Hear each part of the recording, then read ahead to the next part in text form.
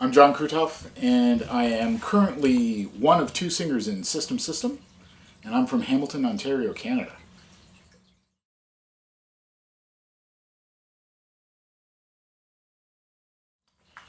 So growing up, I grew up in a household that was really, it was really not, it was really not musical, but in a strange way it was. I had two brothers. They're kind of stepbrothers, but they're really brothers. One who was really into the Beatles and Bob Dylan and sort of folky music, Leonard Cohen. The other was into more sort of common music, like Supertramp at the time and Bowie and some of those things. So it was kind of like I had those as influences growing up. And then I had my mother who was super into Barbara Streisand and like kind of terrible music. But stuff that, you grow up and you're around. And then my dad was a guy who listened to AM radio. And so we'd end up hearing all these classic, well, what is now classic rock, but there'd be some rock and then there'd be some oldies, which in the 70s was the 50s. So we'd get like Eddie Cochran and a real mishmash of stuff, Frankie Valens, that sort of stuff. And so I think all those things gave me an awareness of music. And then I started developing my own sense of music in the I was born in the early 70s. Starting in grade 1 or 2, that's when the big Kiss boom happened. So everybody loved Kiss. In fact, I have Love Gun in the records. That's the first Kiss record I bought. I will say I don't really care for Kiss. I don't really like them. But, the theatricality was something there. And I think that glam sound that Kiss had is the stuff that the New York Dolls had, the Stooges were pulling from, and I just didn't know it. And so that sound, I think, resonated with me and became sort of a bedrock for me growing up. Nice.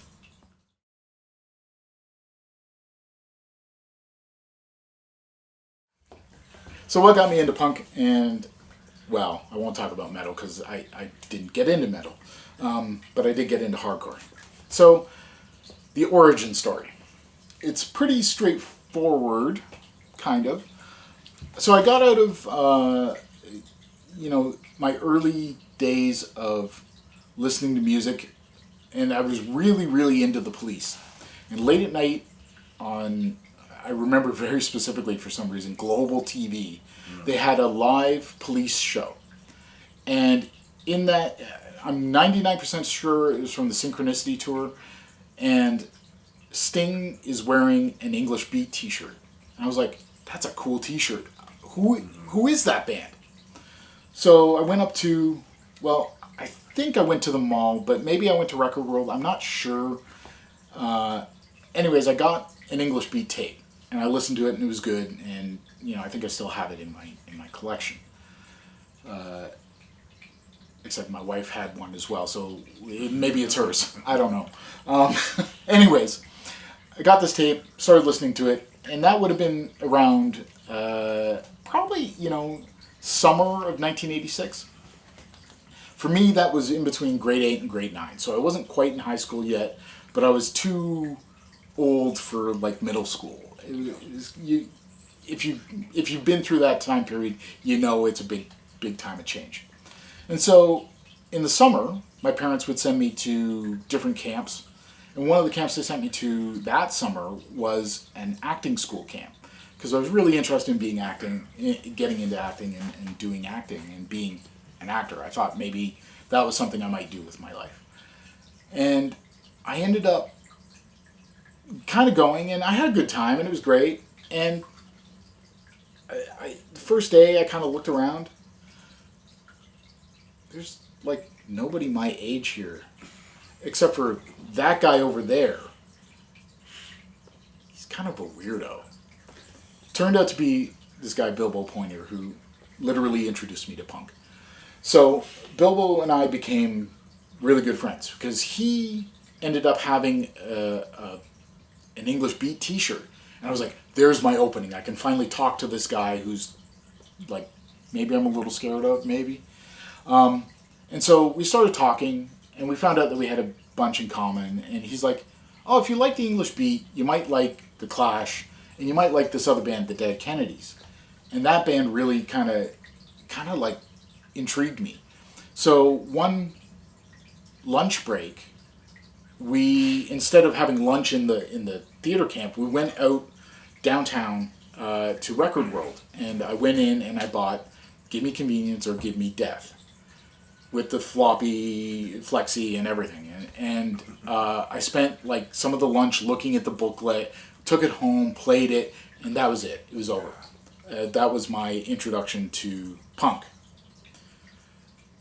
High school starts. So by September, I'm kind of teetering in this sort of zone where I'm like trying to be new wave. I had a bit of a spiky haircut, which was really trying to be like Sting, but ended up being more like Cal from Discharge. And so I was maybe punk before I knew it. And then I started wearing a combat jacket because everybody did that, and I had Converse shoes. And so I'm slowly inching into this punk zone. And at my high school that particular year, I had a math class where I met my future wife, Kate Munn, and I also met Jeff Beckman, who is known locally by a lot of people, but singer, Haymaker, singer, guitarist in Chokehold, been in a number of bands, talented tattoo artist. And so Jeff was standoffish a bit. Frankly, he scared the shit out of me. And so essentially I was kind of a poser at that point still, like when people were called posers. And so I wasn't, because I wasn't a full-on punk. And so I had sort of like dodged Jeff a little bit, and I was kind of like at arm's length. Until one day we were both in the guidance office, and I was sitting here, and he was like a chair away. And we started sort of talking, and then I think he realized, I was like, "Have you heard the Bad Brains tape?" Which I had gotten for Christmas by that time. And he was like, "No." He's like, "Can I have it?" I'm like, I kind of knew enough to not just like give somebody something. Like I wanted some collateral. And so I was like, "Well, tell you what, give me a tape of yours and I'll bring you the Bad Brains tape and we'll do a swap." So at least I've got something of his to maybe get it back. And I think over the next year, he realized I had a really good record collection by that point. And so we started trading records and listening to the Dead Kennedys is one thing. Like In God We Trust is a fairly hardcore record. Plastic Surgery Disasters, hardcore record. But you're listening to a punk band play hardcore, not the Bad Brains, that cassette tape from '82, or the tape that Jeff lent me, which was a Gauze tape, which was the Thrash Till Death comp actually. So I think it was Gauze and Lip Cream, but he didn't have the whole thing on. So it took me a while to learn that wasn't the whole thing. Anyways, long story short, going from Dead Kennedys to Bad Brains and Gauze in like 1987-ish was a whole different level. And that's where I started listening to hardcore, pretty much hardcore exclusively. And that's probably why I'm here talking to a camera now.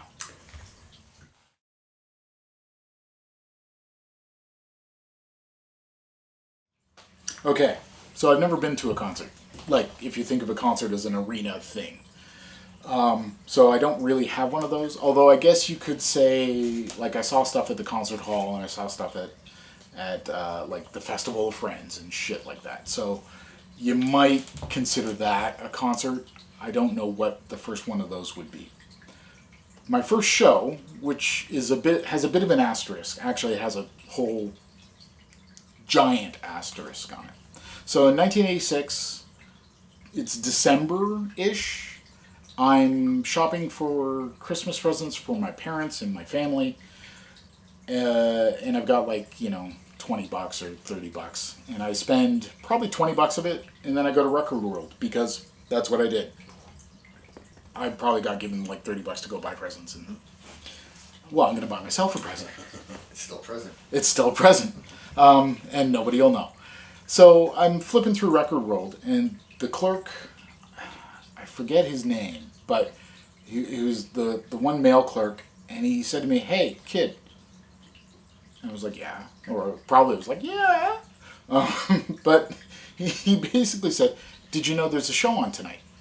I was like, "No, where is it at?" And so he told me it's at this place, the Rock Pile in the East End. Is it today? 7 seconds verbal abuse. I was there. That was my first show. I don't count that. There's a story with Genie probably. It's probably the same story. So, Youth of Today, 7 Seconds, Youth Brigade. No, verbal abuse. Oh, is it verbal abuse? I think it was. Verbal abuse. So, I got a ticket. And I go down. And I get on the Barton bus. And I'm super hyped, but I'm 14, so I'm also at the back of the bus, kind of like scratched down a little, because I had over the previous 6 months we had run-ins with skinheads. I still wasn't quite friends with Jeff Beckman. Like, I kind of was on an island on my own in punk world. I had like my circle of friends, but we also were like 14. So we didn't have any sort of like power. So I was kind of like crouching out of the back, and then the bus stops, let some more people on, and gets a whole bunch of skinheads. And they, in no way, like, they saw me at the back as they were getting on, and I could see their face literally go from to, oh, like, we're going to have some fun with this one. So there's a skinhead next to me. There's a skinhead in the two seats in front of me. And, like, they're grown-ass men compared to me. Like, I'm a skinny 14-year-old. Even as an old man now, I'm not that big a guy. So I'm sitting there kind of crapping my pants. And they're doing the whole, you going to a show tonight, kid?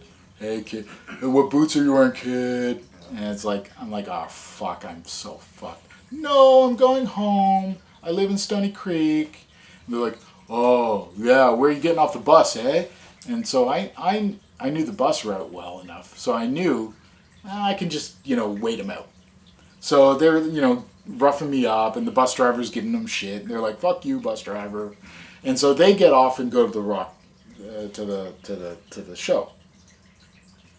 I, with a drawer full of shit, well, not really, I didn't shit my pants, but it felt like it. I was like, okay, I'm just going to go past. I'm going to go like 3 stops. And then I'll walk back so that they're definitely in the show, and maybe I can just dodge them. But already I'm kind of like, I don't know that I want to go to this show. I'm not feeling it. So I'm already like had this really traumatic experience to, again, remember, I'm 14. I'm not, like an adult. So I get off the bus, I walk back, and it's December, it's cold. I'm unprepared because I'm a stupid punk. I'm wearing like just a combat jacket and maybe a flannel underneath. Like, I don't have a hat on. I'm like, I'm just stupid. And so I walk and I get up to the door, and I'm stealing up the courage to open the door. Because I hear the stuff on the other side of this house, and I'm like, that sounds exciting. I really want to be there. And just as literally as I'm reaching for the door handle to pull it open, boom, the door's open. This guy goes flying through. He looked like a bloody mess. Again, remember, I'm 14, so I don't necessarily remember things correctly, or things leave an impression on you that are maybe not quite true. We'll clarify this in a moment. And so that freaks the fuck out of me. I don't know this guy. He's all bloody. I'm like, oh my God, it's a meat grinder in there. I can't go in. So I'm sitting here kind of like with this guy, and there's a bit of a fight, and now it's turning into something more. And I'm like, I can't be around this anymore. I've had too much today. I'm just gonna bail. So I left. And I took my shame and I took it home all the way back up to the mountain. And I don't have many regrets. I kind of regret this. Why do I regret this? Years later, I told Mons Crummins this story. We were coming back from a fucked up show probably in the early 2000s. And it was just me and him in the car. And I was like, Mons, tell me about weird shows in Hamilton. He's like, oh, did you know Youth of Today played? And I was like, yeah, I do. I have the ticket in my wallet. And at the time I had the ticket in my wallet. I've since unfortunately lost the ticket because my wallet got stolen. But I had the ticket. And I pulled it out and he goes, oh yeah, were you there? And I'm like, no. He's like, so I tell him the whole story. You've now heard the story. And he goes, oh, you would have been fine. And I've never been so crestfallen to have missed a show because I wasn't proud or brave enough to just walk through the door. Not last year. Well, actually, no. When System recorded at CIUT, so that'd be 2017? Sure, yeah. I talked to Steve Perry about this, very same show. And he goes, oh yeah. And he remembered the fight that guy got ejected from. And he said, yeah, that guy was getting his ass kicked because we were kicking him out. And I'm like, Jesus Christ. If only I had been able to walk through that door, I would have been so much further along. Anyways, so that is not my first show, but it's kind of my first show. Because that's like every other show in my life. It's like there's some weird shit that happened there. My first real show, I actually don't know. I think it's Mortal Annoyance in 1988, but I don't know what year I saw them. And I think it was 88, could be 87, could be 89. If it's not 89, and actually like later on, like 91, because I think they lasted until about 91, my first show could have been Bad Religion, Flight Camp, and Kingpin at the Rivoli in 1990. Although I did see, I see the dates for these early shows are really, kind of messy. It could also be Chokehold, Willy Wogs. It could be, like, there's a bunch of shows that I saw in there. I saw, Turd Burglars later became Four Story Forehead, later became a bunch of other bands. I saw them in Burlington. I don't know if that was 87, 88, 89. I saw some stuff at the Apocalypse Club in 89, but I don't remember any specifics. I did see Oi Ploy in 90. Anyways, so there's a bunch of stuff in there, but I consider that Youth of Today show my first show, even though I paid for it. I never actually saw it. So that's my first show. Yeah, we'll leave it at that.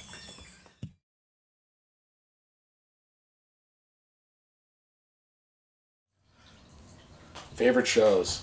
All right, so I'll start with, I have kind of 10 that I consider my top shows, but I'll give you a 5, and the top 5 sort of switch around out of those 10. So if you ever talk to me at some other point and ask me about favorite shows, these might change. But top 1, for sure. Thrash Fest 3, 2002, Minneapolis, Minnesota. The lineup was, from top to bottom, Nine Shocks Terror, Total Fury, Tear It Up, Vitamin X, AMD Peterson's Army, Caustic Christ, Holding On. Total Fury was the hands down most energetic set I've ever seen any band ever play. Period. Full stop. It's also it's the place that I've taken my personal best photos. So I periodically take photos of bands. There are 2 photos that I took that night that I am incredibly proud of. During that set, there was people who dove off the PA who hit the ceiling fan of the venue and broke it. At that show, there were people that were stage diving on top of the crowd and then putting their feet up onto the ceiling. It was literally wall-to-wall people, Total Fury, 20 minutes, classic DC hardcore sound from Japan, so they have that technical precision down pat. Amazing. And then Nine Shocks Terror play. And they fire off fireworks, give us one missive, don't touch anything on stage, anything else in the venue is fair game, and the venue fills up with smoke. At the end of about a 15-minute set, there is a wrestling match. Absolutely, hands down, the best show I've seen, regardless. And never mind, from top to bottom, all those bands are amazing. Like, when Costa Christ is your second band playing, you have a great lineup. So, hats off to Felix von Havoc for putting that one on. Second best show, and this is where we start to get into some murky territory. I just recently saw the now retired Gauze with iFight's Crow playing Osaka Crow songs. No, it wasn't NK6, it was Dudman, and there was another band that played. Ooh, I'm sorry if you're watching it, I've forgotten you. In Japan, it was our second to last show. It was as good as everybody who's ever told me to go see Gauze play. It was as good and better. So I am so thankful that we chose to do that right before the pandemic happened, in the midst of a pandemic, to go see Gauze play in Japan. Amazing. Here's where we start to get into some maybe. I really liked the other time I saw Total Fury play as well, where there was a wheelchair in the pit. That was kind of interesting. Haymaker shows always have a story around them. And while I'm not down for wanton destruction of venues that actually put on punk rock, because you get so few of them, seeing Haymaker destroy, well, the crowd for Haymaker destroy the Corktown pub is kind of a bittersweet moment, because Corktown is kind of where I saw a whole bunch of bands growing up, and to see that sort of come to an end after that show was kind of an interesting moment. Unfortunate, I think, but whatever. They're back doing shows again, so I guess everything can be born again. But clearly some of the wildest stuff happened at those shows.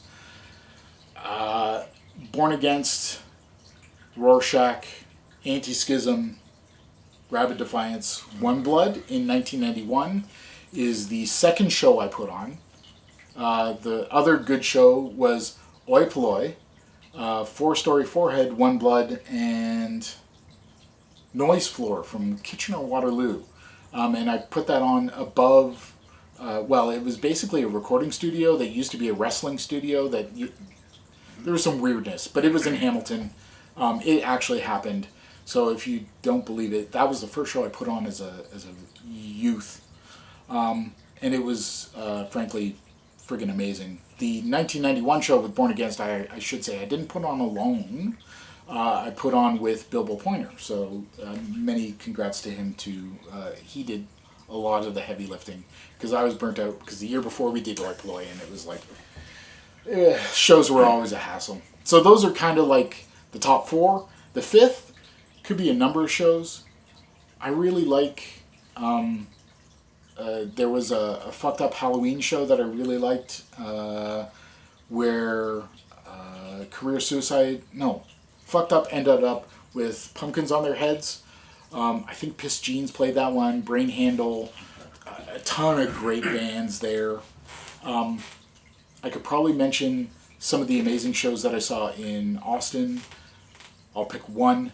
His Hero's Gone, Society of Friends, and Manchurian Candidates, who are a criminally underrated band.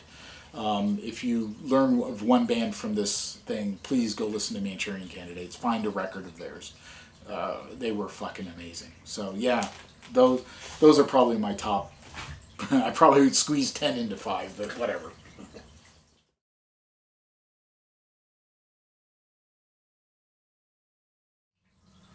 Okay, craziest show. This is undoubtedly one of the craziest things I've seen. And admittedly, I didn't see it, but you'll understand in a minute. So, Union of Uranus, 3 Studies for a Crucifixion. I think another band played in the basement of a house in Toronto in the 94, 95, somewhere in there. And the basement was a typical basement. You have one staircase in and out, and it's filled with smelly punkers. So we pile in to see the first band play, and there's one light bulb in the entire basement, and so somebody punches it, and of course it breaks and shatters into a million pieces, and no one can see anything in this basement because it's a fucking basement, and it's got no lights. So the show stops. People, scramble around to find, a light bulb. They find a replacement light bulb, and that light bulb gets smashed. So somebody finds a light, and they put it on. Somewhere in this, the band 3 Studies for a Crucifixion are playing, and apparently their singer has a colostomy bag. Now, I don't know if this is entirely true. I was told that the singer fell on the ground while the lights were out and broke his colostomy bag. Here's an alternate theory. The sewer in the basement backed up. Either way, the show smelled like shit. Either way, both these poor bands had to play in this fetid basement, to which Union of Uranus, if you know them, you know. They're amazing. They sound great. They were absolutely unfazed by the thing. But I've been told by multiple people who were at that show and could see in the dark. I couldn't see shit because I was back by trying to find the staircase to go up, because I'm like, if something bad happens here, I don't really want to be downstairs in a dark thing. And lo and behold, the smell of shit overwhelmed everybody. So yeah, that's probably the craziest thing that happened. That doesn't always come to mind because I think I block it out of mind often, because it was a pretty terrible, rank thing. Yeah, enjoy.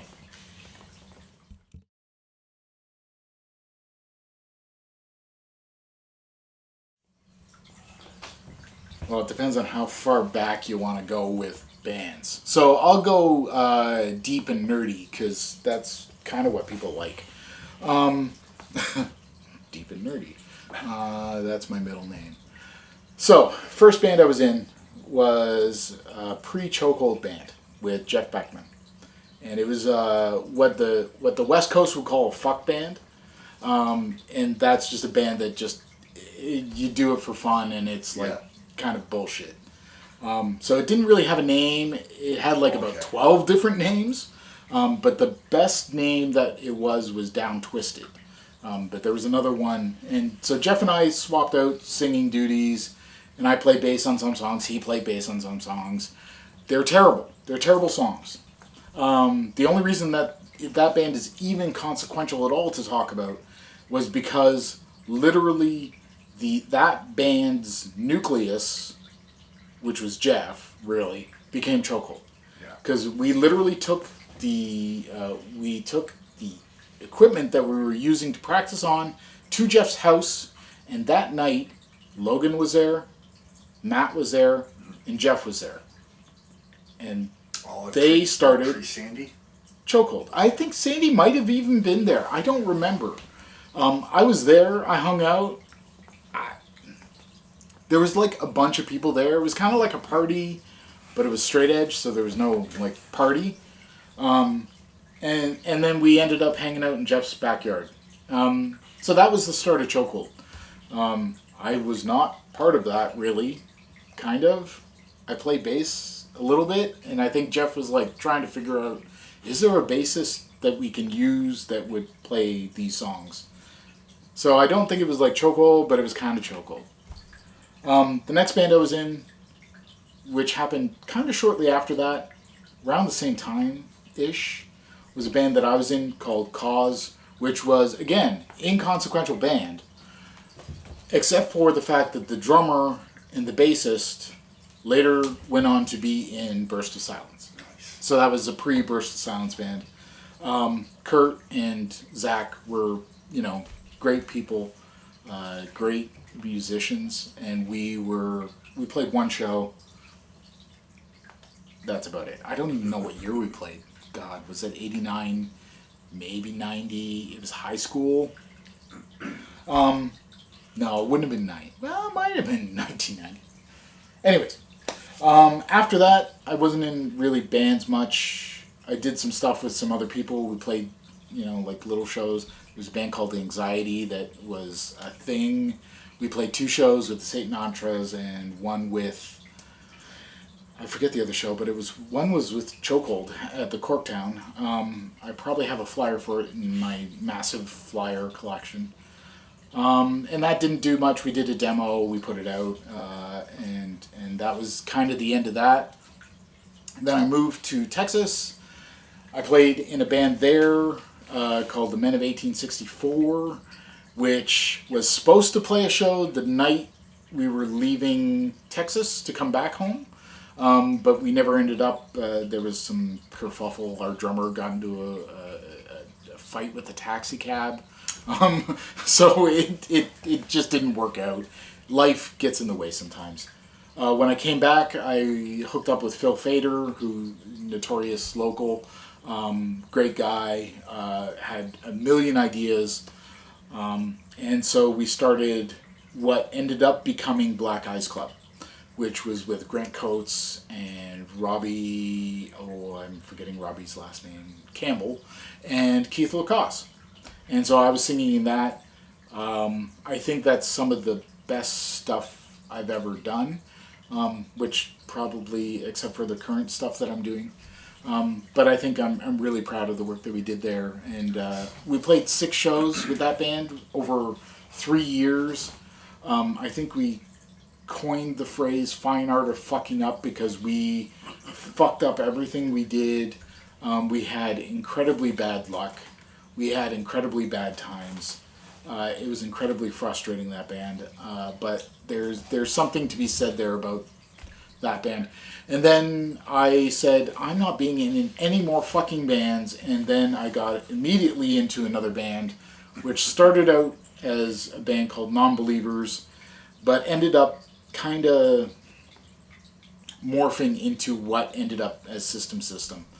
And so that sort of started, that actually turned into Never Trust. Never Trust played 1 show. Brett was the singer, I was the bassist, Grant was the guitarist, and Nathaniel Overholster was the drummer. And we played 1 show, 2008, with the Homo Stupids in Toronto. We never ended up playing Hamilton. So it was kind of like a side band between Gunnar Hansen and Part 1 and Gunnar Hansen Part 2. Okay. Then I said I was never going to be in another band again. And about 2013 rolls around and Nate's at our house. And he's saying, I'm playing with Grant again. Grant's playing drums. And I said, oh yeah? Who's playing bass? And he said, I don't know. Do you want to play bass? I was like, You are now. I guess I am now. And so it kind of, part of me didn't want to, and part of me did. And I desperately love playing with Nate and Grant and Brett and everybody I've played in bands with. It's just such a integral part of being in punk rock, is that you get into a band and then you start playing shows and then you meet other friends and you start playing with them, and it just becomes this thing. So I had this bit of a love-hate thing because you get older, I'm not the best bassist. I've never been the best bassist, and I frankly don't want to work hard at anything I do. And I always find it easier just to write words. So in the back of my mind, I was like, I want to sing in a band. So I started a little side project with Brett called Skull Servant, We still do it. It's a noise thing, but it allowed me to sort of express some of those lyrical ideas. All the while, 2013 turns into 2017, turns into 2018, turns into 2020, 2023 now. And so in System, Not yet. well, almost, but we're almost there. I don't know what year it is, frankly. So you could tell me it's 2027, and I'd believe you. 2028. Don't fuck with me like that. He says it's 2028. Come on. Anyways, modern day, we did some rejigging. I have arthritis in my finger. I can't play bass as intensely or as well as I could have before, and that's even a low bar. So I said to Nate, hey, well, I didn't say to Nate. I said, I'm not enjoying playing bass. Basically, is what it came down to. Nate heard that. And at the same time, Brett sort of popped up. Brett's the singer of Gunnar Hansen. And so he kind of said, hey, I'd like to sing in a band too. And so all of a sudden we had two singers. But we had no bassist. And so one of the other things is that Grant has been in a million bands. Nate's been in as many bands. And both of them were in Sick of Shit. And so they both knew Keith. And Keith happened to practice at the same space that we practice at. So it just sort of nicely worked out that Keith was like, yeah, I want to play with you guys. And so Keith took my place as the bassist. And you better believe he's way better than I ever was. He's so good. And so I think we're in this weird happy zone now where we have this 5-piece band of a band that was kind of like built off of like a Husker Du model is now kind of built off of something else. And that's system, right? That's System. Yes. And She had it in there. yeah, for sure.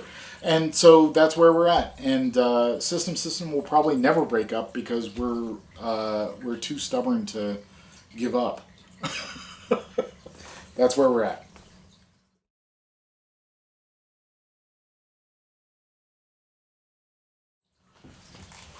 Well, what do I like about being a musician? Well, I don't know. Fuck, am I a musician?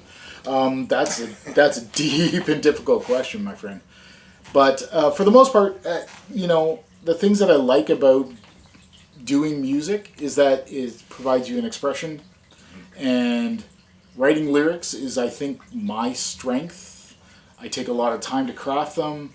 I think I have, this is my ego talking, of course, I have something important to say.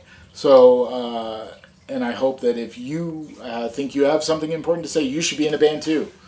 So yeah, that's what I like about it. What do I dislike about it? Oh, fucking work it is, man. It ain't easy. No. Like, being in a band, practicing, trying to promote yourself, all those, like, all the ancillary things. I won't say writing a song is easy, but once you've got a song and you've performed it and you've perfected it, that's the easy part. Now you got to get people to listen to it and think about it and talk about it, and that's like hard. So that's the stuff I dislike, probably because it's hard work and I'm not particularly good at it. I like to talk about shit, but promoting myself, who likes that shit? It feels so egotistical, right? Like you're just like, I don't know, it's awkward.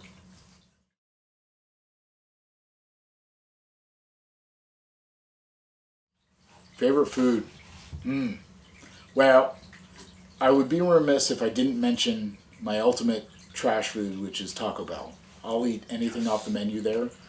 It has been a linchpin for so many things that have happened in my life too.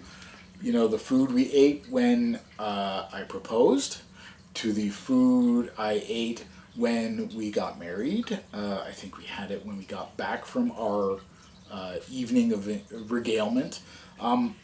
There's so many things that we have, like, when we lived in Texas, there was a Taco Bell that didn't exist one week and existed the next week.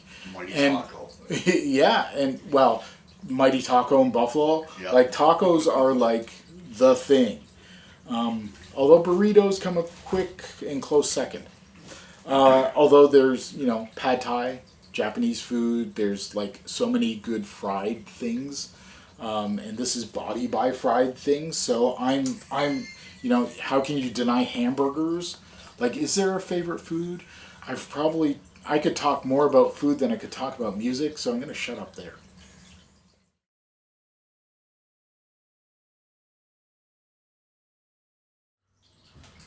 So my useless talent is, well, it's not entirely useless, but I remember weird number things. And so, an example, my Sheridan College student number from 1992 is 920401047. Our Kate's and my first apartment in Austin, Texas was 4520 Bennett Avenue, number 213. Zip code is 78751.